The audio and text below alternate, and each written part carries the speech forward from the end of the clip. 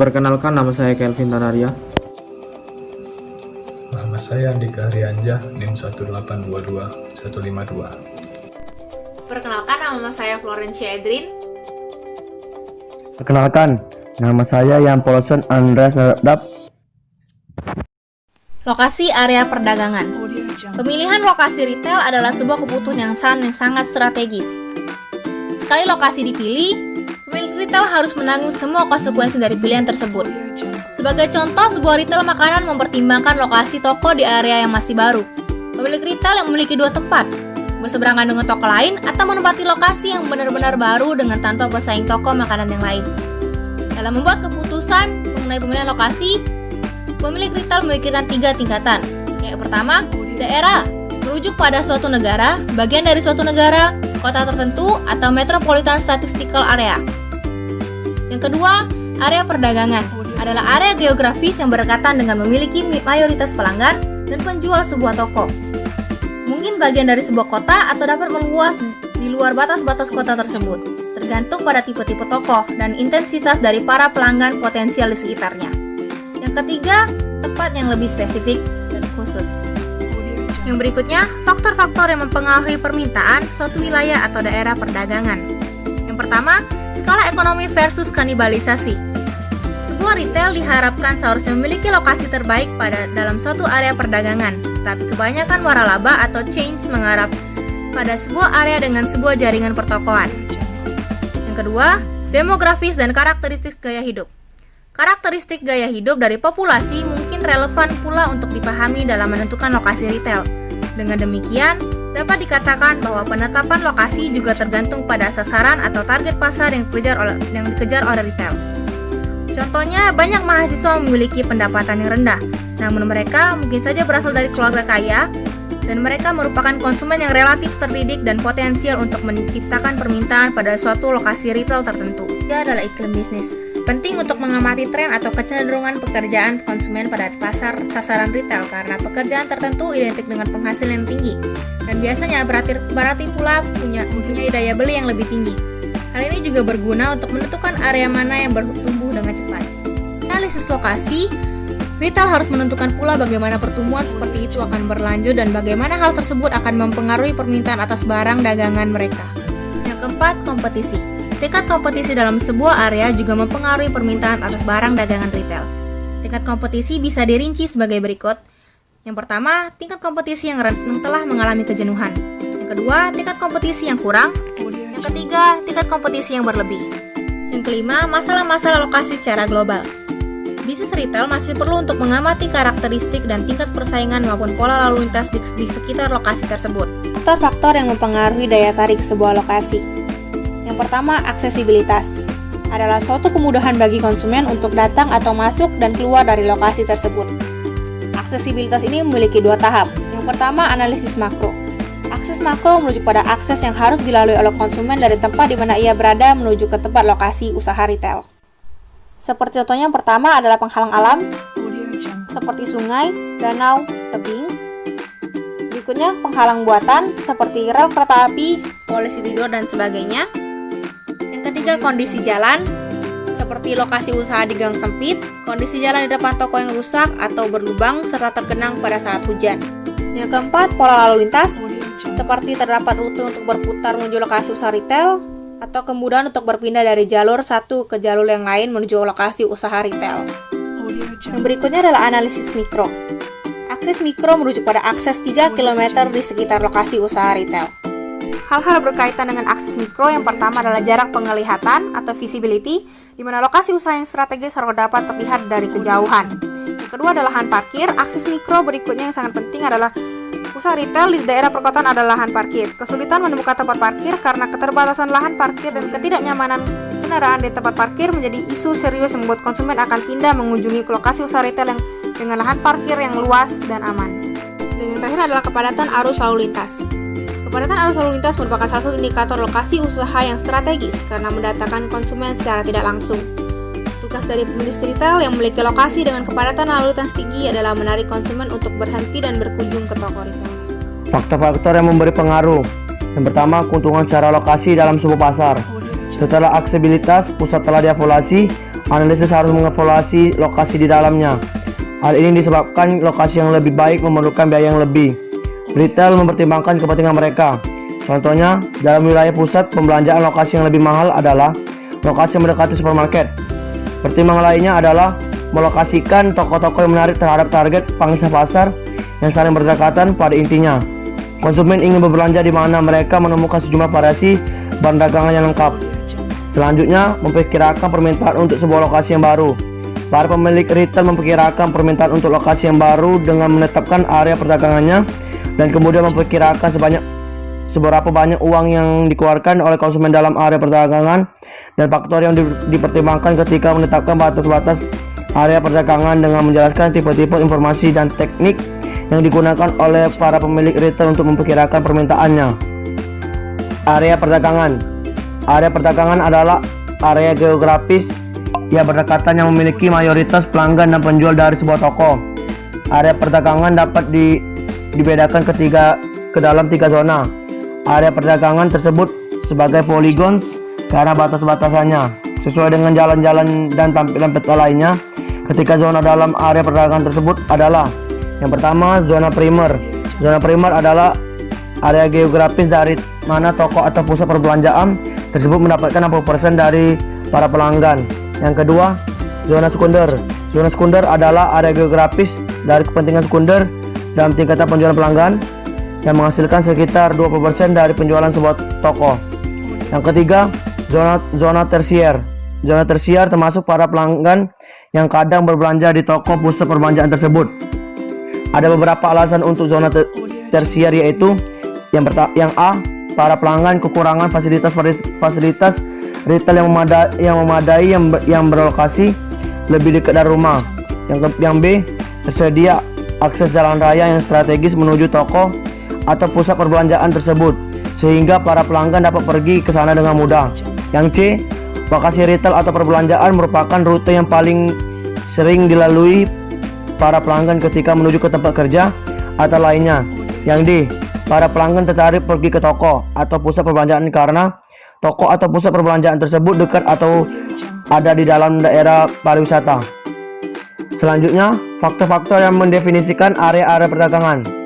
Batas-batas sebenarnya dari sebuah area perdagangan ditentukan oleh aksesibilitas toko, hambatan-hambatan alami maupun fisik, tipe area perbelanjaan, tipe toko dan kompetensi. Cara lain dari melihat pada bagian tipe toko mempengaruhi ukuran dari sebuah area perdagangan adalah tipe toko ini apakah merupakan toko tujuan atau toko parasit. Toko tujuan adalah di mana barang dagangan pemilihan presentasi, penetapan harga, atau tampilan unik lainnya. Selanjutnya, sumber-sumber informasi.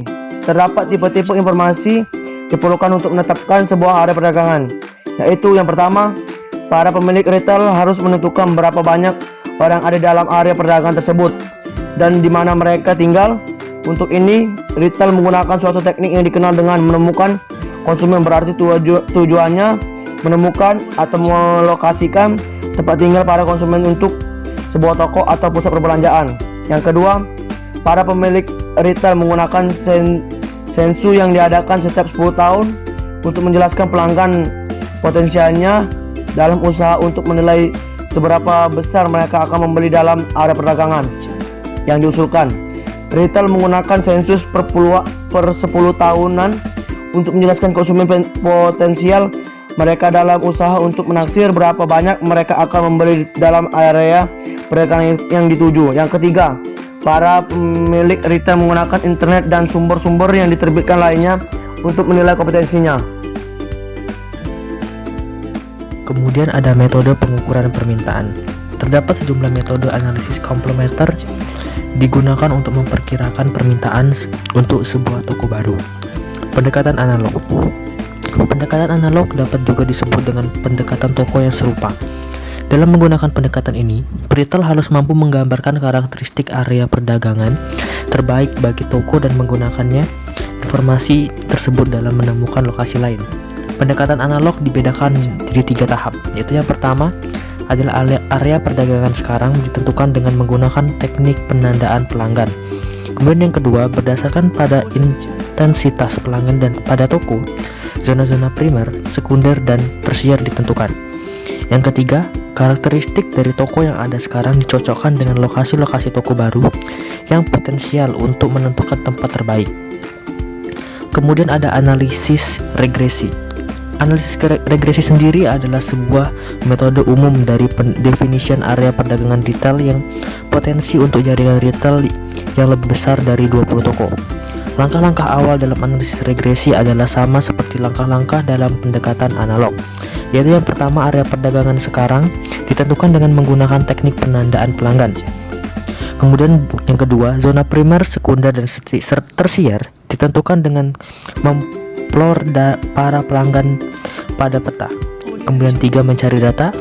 Keempat, membuat persamaan regresi dengan bantuan perangkat lunak. Tetapi kemudian prosedur regresi mulai berada dengan pendekatan analog, di mana dilakukan pencocokan karakteristik dari area perdagangan untuk toko yang ada dengan toko baru yang potensial dengan menggunakan analis sebuah persamaan matematik yang dihasilkan.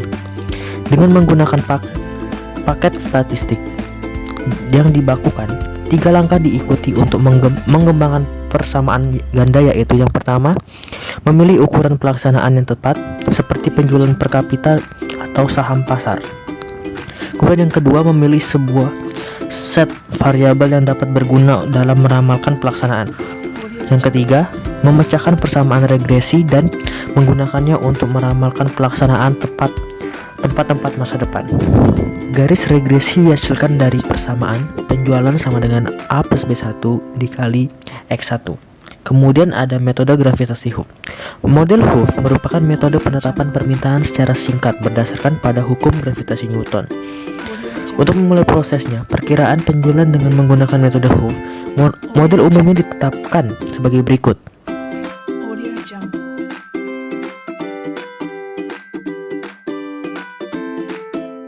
Tipe-tipe lokasi. Beberapa tipe lokasi yang tersedia bagi retail, masing-masing tipe lokasi dengan kekuatan dan kelemahannya sendiri. Memilih tipe lokasi yang khusus menyertakan evaluasi serangkaian penjualan. Pada umumnya penjualan ini melihat biaya lokasi versus nilainya bagi pelanggan. Retail mempunyai 3 dasar lokasi untuk memilih dari pusat perbelanjaan. Lokasi ibu kota atau lokasi bebas berdiri. Retail juga mengalokasikan pada lokasi non-tradisional seperti bandara atau dalam kedai lainnya. Retail mempunyai 3 tipe dasar lokasi yang bisa dipilih. 1. Pusat perbelanjaan. 2. Lokasi di kota besar atau bertempat di tengah maupun kota kecil. 3. Lokasi bebas atau freestanding. A. Pusat perbelanjaan. Pusat perbelanjaan yang besar atau shopping center menyediakan kebutuhan belanja bagi banyak golongan konsumen. Pusat perbelanjaan biasanya berupaya mengombinasikan banyak toko tersebut berada di lokasi terpisah. 1. Pusat diskon perbelanjaan kecil. Manfaat utama dari pusat perbelanjaan kecil atau strip shopping center adalah mereka menawarkan kepada pelanggan kenyamanan lokasi dan kemudahan parkir serta biaya sesuai yang relatif rendah untuk retail. Terdapat 2 tipe strip shopping center. 1. Pusat perbelanjaan kecil tradisional. 2. Pusat perbelanjaan besar. 2. Mall. 3. Pusat belanja regional. 4. Pusat belanja super regional. 5. Pusat belanja gaya hidup. 6. Pusat mode atau pusat belanja khusus. 7. Pusat belanja outlet. 8. Pusat belanja festival atau bertema.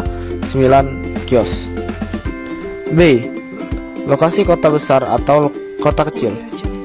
Walaupun pusat belanja berada di kota besar dan kota kecil, lokasi yang akan kami bahas juga direncanakan secara khusus dengan banyak kepemilikan serta akses masuk dan jalan. 1. Distrik pusat bisnis atau DPB merupakan area tradisional yang ramai di kota besar atau kota kecil. Kegiatan bisnis ini mampu menarik banyak orang ke area tersebut selama berjam-jam, baik orang yang lalu lalang atau yang bekerja di sekitar area itu. 2. Lokasi dalam kota. Lokasi alternatif lainnya kota besar atau kota kecil adalah dalam kota. Dalam kota merupakan areal perkotaan dengan intensitas yang tinggi, terdiri dari bangunan apartemen populasi terbesar dengan teknik Latin Negro Asia. 3. Lokasi jalan utama merupakan tempat di mana DPB berada pada areal belanja tradisional dari kota kecil atau distrik bisnis. Yang kedua di daerah pinggiran kota atau kota besar. C. Pemilihan lokasi lain untuk retail. Mengembangkan kegunaannya yaitu mengombinasikan beberapa kegunaan yang berbeda atau kompleks seperti pusat perbelanjaan dengan gedung perkantoran, hotel, perumahan, kompleks pejabat, dan pusat konversi, yaitu 1. Bandara udara atau airport, 2. Tempat peristirahatan atau resort, 3. Rumah sakit, 4. Di dalam toko.